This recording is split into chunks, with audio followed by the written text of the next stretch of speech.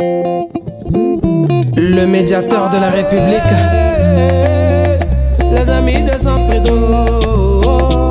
Les amis de San Pedro enseignent la culture du cacao en France. Ici, nous sommes dans une classe de 5e au collège Rosa Luxembourg d'Aubervilliers, en région parisienne. La Côte d'Ivoire est le premier pays producteur de cacao mondial. Vous voyez, ça pèse beaucoup. Elle cultive 40% du cacao mondial. Elle est située en Afrique de l'Ouest. Donc la Côte d'Ivoire a bâti son économie sur le cacao. Comprenez bien. Et ça, c'est important. Donc avec la marge du cacao qu'on exporte, donc les recettes du cacao nous ont permis de faire des routes, des hôpitaux. Et même moi aujourd'hui je suis fier de ce cacao là, c'est ce cacao là qui m'a mis à l'école, moi, que vous voyez, qui m'a permis d'avoir mes diplômes. Et la Côte d'Ivoire, c'est ce qui a fait que la Côte d'Ivoire est devenue un pays de multiports. Il y a eu beaucoup d'étrangers qui sont arrivés en Côte d'Ivoire, qui ont travaillé. Et vous voyez les Burkinabés, les Guinéens, les Sierra Léonais. Vous voyez, c'est la générosité de ce cacao. Donc ce cacao-là a droit d'être connu par vous les enfants. Que vous qui êtes des enfants de consommateurs, parce que vous ne connaissez pas. Donc je vais vous expliquer dans les détails ce cacao. Et pour que demain, quand vous devenez des décideurs, vous allez penser à ces braves planteurs qui ont permis de manger du chocolat, de manger du Nutella. Après le temps des entretiens, vient le temps de la récolte. Valorisation du cacao made in Côte d'Ivoire, protection environnementale et augmentation du pouvoir d'achat des paysans, les maîtres mots d'une lutte portée par les Amis de San Pedro, une association fondée par cet homme, Désiré Begré, franco-ivoirien basé à Paris. Les Amis de San Pedro, c'est une association loi 1901 qui a été créée à l'île Saint-Denis, dans le département de la Seine-Saint-Denis. Son objectif, c'est de promouvoir le cacao ivoirien en France à travers un enseignement pédagogique. Donc, à travers cet enseignement, nous enseignons les classes de 5e, 4e dans le collège de la Seine-Saint-Denis. Ce programme a été validé par le conseil départemental de la Seine-Saint-Denis. Et depuis 2016, nous enseignons le cacao au collège Rosa Luxembourg, au collège Sisley à l'île Saint-Denis et au lycée des métiers d'Épinay-sur-Seine. Nous sommes sur 3 collèges. Après projection d'un court-métrage sur le cacao, place à l'étude détaillée. Intarissable. On a pris le sachet, on a mis le sable, on a semé la graine dans le sachet. Qu'est-ce qu'on fait? On les met où? Ils sont sous les ombrières, on appelle ça des ombrières. Vous avez entendu parler, non? Des ombrières. Je ne sais pas si c'est ici votre schéma. Ici? Non. Des ombrières. Quand les plants sont sous les ombrières, on les arrose à chaque fois. On les arrose jusqu'à ce qu'elles arrivent à maturité, les plants. On entretient, on entretient. Maintenant, pour avoir de belles cabosses, on procède à l'entretien régulier de sa parcelle. On fait le désherbage et le gourmandage. On fertilise le sol, on élimine les parasites à chaque fois. Par des traitements phytosanitaires homologués pour le cacao. Ces plants qui sont dans le sol, ça peut durer à votre avis combien d'années pour que on arrive à la récolte? Donnez-moi un chiffre. 1 an? Hein? 2 ans. 2 ans? Non. Combien? 1 an et... Non, il faut 3 ans. 3 ans, ouais, 3 ans. Madame Aïdara est conseillère d'éducation au collège Rosa Luxembourg à Aubervilliers. Alors on est très ravis d'accueillir l'association Les Amis de San Pedro depuis maintenant 3-4 ans. Ils interviennent régulièrement dans le cadre des enseignements de pratiques interdisciplinaires. Donc on a la chance d'avoir plusieurs intervenants, notamment M. Begré, qui présente tout le processus du cacao en compagnie d'un enseignant, M. Conté, qui est professeur d'anglais et qui fait le parallèle avec d'autres pays d'Afrique qui sont anglophones. Donc c'est très intéressant car M. Begré projette un court-métrage et à partir du court-métrage, il distribue des images dans le désordre et les élèves par petits groupes doivent reconstituer le processus dans l'ordre. Donc ce qui permet de vérifier l'acquisition des connaissances. Et ensuite, il pose les questions. Il y a une très bonne interaction. Monsieur Begré met beaucoup d'énergie positive. Donc les élèves participent et même les plus timides. La pépinière, la récolte, ouais, le cabossage. On descend par où? Ouais, c'est ça. Ah bon, sur la fermentation, le séchage La mise en usine. Ok, c'est bon. Bravo. Nous enseignons le processus de cacao depuis le planting jusqu'à la tablette de chocolat. C'est un cours de 45 minutes. On présente la Côte d'Ivoire, qui est le premier producteur mondial de cacao. On la situe géographiquement. Et après, nous présentons un film de 8 minutes qui relate le processus cacao. C'est un film qui nous a été remis par le Conseil du café cacao de Côte d'Ivoire, avec qui nous travaillons aussi, qui est un de nos partenaires. Et après, nous passons à l'explication détaillée du cours.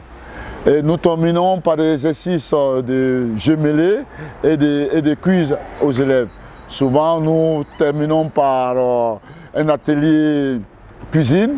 On fait un gâteau au chocolat avec les élèves. Et donc tout ça, bon, en fonction des classes. Aussi, il y a des thématiques que nous abordons, le thème de la déforestation, le thème de non-utilisation des enfants dans les champs de cacao, et plusieurs thèmes comme le commerce équitable que nous abordons dans nos cours. Aujourd'hui, le monde, nous parlons d'écologie, de développement durable. Et il faudrait que la Côte d'Ivoire aussi n'est pas en marge du développement durable. Donc nous avons la Société des forêts de Côte d'Ivoire qui veille effectivement sur nos réserves de forêt, et en même temps elle repasse au reboisement, ce qui se passe bien. Mais néanmoins, comme toujours, on ne peut pas avoir de sécurité zéro. Il y a des clandestins qui sont dans nos forêts classées qu'on arrive à déloger par le biais de nos institutions, les eaux et forêts. Donc la Côte d'Ivoire a créé un label cacao certifié qui nous permet de garder notre rang de leader mondial. Des enseignements suivis avec passion par les enfants, autant qu'ils raffolent du chocolat. Ça ne fait pas partie du programme officiel, c'est la raison pour laquelle on trouve que c'est très important de montrer aux élèves des choses qui ne sont pas dans le programme. Le cacao, comme dit M. Begré, tout le monde consomme du chocolat. Mais d'où provient le chocolat? Comment est-il fait? D'où vient-il? Quels sont les exploitants, etc. Les cacaoculteurs? Tout ça, c'est des choses que les élèves ignorent.